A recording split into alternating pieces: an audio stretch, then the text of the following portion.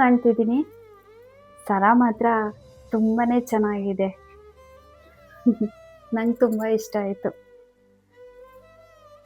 ನನ್ನ ಲೈಫಲ್ಲಿ ಈ ಥರ ಸರ ಹಾಕೋತೀನೋ ಇಲ್ವೋ ಗೊತ್ತಿರಲಿಲ್ಲ. ಆದರೆ ನೀವು ನನ್ನ ಜೀವನದಲ್ಲಿ ಬಂದಮೇಲೆ ನನಗೆ ಈ ಸರನ ಕೊಡಿಸಿದ್ದೀರ. ಸರಿ, ಮಾತಾಡಿಕೊಂಡು ಟೈಮ್ ವೇಸ್ಟ್ ಮಾಡಿಬಿಟ್ಟೆ. ಅಡುಗೆ ಮಾಡ್ತೀನಿ, ಊಟ ಮಾಡಿಕೊಂಡು ಹೋಗೋರಂತೆ. ಹೋಗ್ತಾನೆ ಅಂತ ಅಂದ್ಕೊಂಡೆ, ಇವ್ನು ನೋಡಿದ್ರೆ ಇಲ್ಲೇ ಇದ್ದಾನೆ. ಅಡುಗೆ ಏನು ಮಾಡೋದು? ಒಂಚೂರು ಸಾರು ಅನ್ನ ಇದೆ. ಅಯ್ಯೋ ಚಿನ್ನು, ಏನು ಇಷ್ಟೊಂದು ದುಡ್ಡು ಇಟ್ಟಿದ್ದೀರಾ? ನನ್ಗೆ ಇಷ್ಟೆಲ್ಲ ದುಡ್ಡು? ನಿಜವಾಗ್ಲೂ ನಾನು ತುಂಬ ಅದೃಷ್ಟ ಮಾಡಿದ್ದೆ ಅನಿಸುತ್ತೆ. ನನ್ನ ಲೈಫಲ್ಲೇ ನಾನು ಇಷ್ಟು ದುಡ್ಡು ನೋಡ್ತೀನಿ ಅಂದ್ಕೊಂಡಿರಲಿಲ್ಲ. ಎಷ್ಟಿದೆ? 10 ಲಕ್ಷನಾ? ಸರಿ ಚಿನ್ನು, ಆಯಿತು. ನೋಡಿ, ಟೈಮಿಗೆ ಸರಿಯಾಗಿ ಊಟ ಮಾಡಬೇಕು, ನಿದ್ದೆ ಮಾಡಬೇಕು. ನೀವು ಹಿಂಗೆಲ್ಲ ಹಸ್ಕೊಂಡೆಲ್ಲ ಇರಬಾರ್ದು.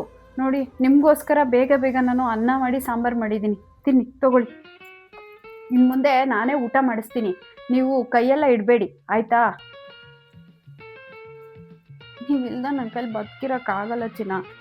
ಹೊಟ್ಟೆ ತುಂಬ ಊಟ ಮಾಡಪ್ಪ ನೀನು ಸುಮ್ಮನೆ. ಚಿನ್ನು, ನಿಂಗೆ ಇನ್ನೊಂದು ವಿಷಯ ಗೊತ್ತಾ? ನನ್ನ ಫ್ರೆಂಡ್ಸ್ ಎಲ್ಲ ಕಾರ್ ತೊಗೊಂಡಿದ್ದಾರೆ ಚಿನ್ನು. ನಾನು ಮಾತ್ರ ಇನ್ನೂ ಕಾರೇ ತೊಗೊಂಡಿಲ್ಲ ಚಿನ್ನು. ಯಾವಾಗ ಕೊಡಿಸ್ತೀಯ ಚಿನ್ನು ಕಾರು? ನಾಳೆನೇ ಕೊಡಿಸ್ತೀರಾ?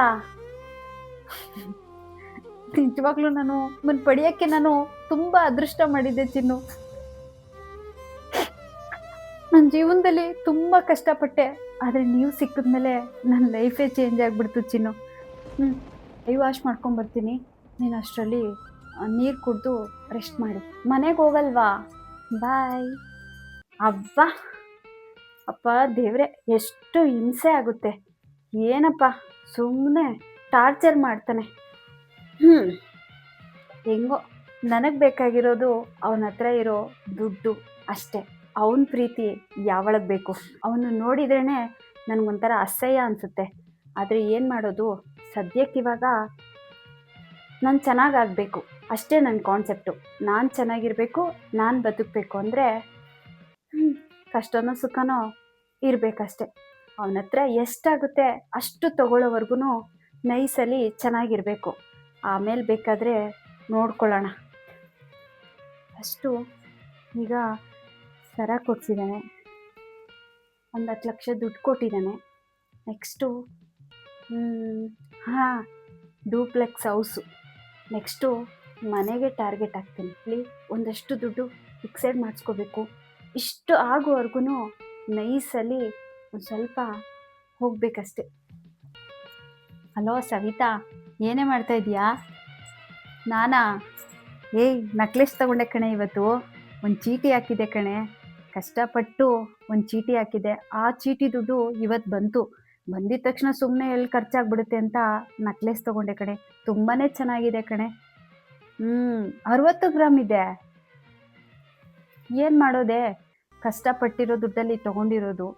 ತುಂಬ ಕಷ್ಟ ಬೀಳ್ತೀನಿ ಕಣೆ. ಸಿಕ್ಕಾಬಟ್ಟೆ ರಿಸ್ಕ್ ತೊಗೊಂಡು ಕೆಲಸಗಳನ್ನ ಮಾಡ್ತಾಯಿದ್ದೀನಿ. ಏನೋ ಫಸ್ಟು ಟೈಮು ನಾನು ಇದೊಂದು ನಕ್ಲೆಸ್ ತೊಗೊಂಡೆ, ಅದೊಂದು ಸ್ವಲ್ಪ ಖುಷಿ ಇದೆ ಕಣೆ. ಇವನೇನಕ್ಕಪ್ಪ ಫೋನ್ ಮಾಡ್ತಾನೆ? ಹಲೋ, ಹೇಳು ಚಿನ್ನು.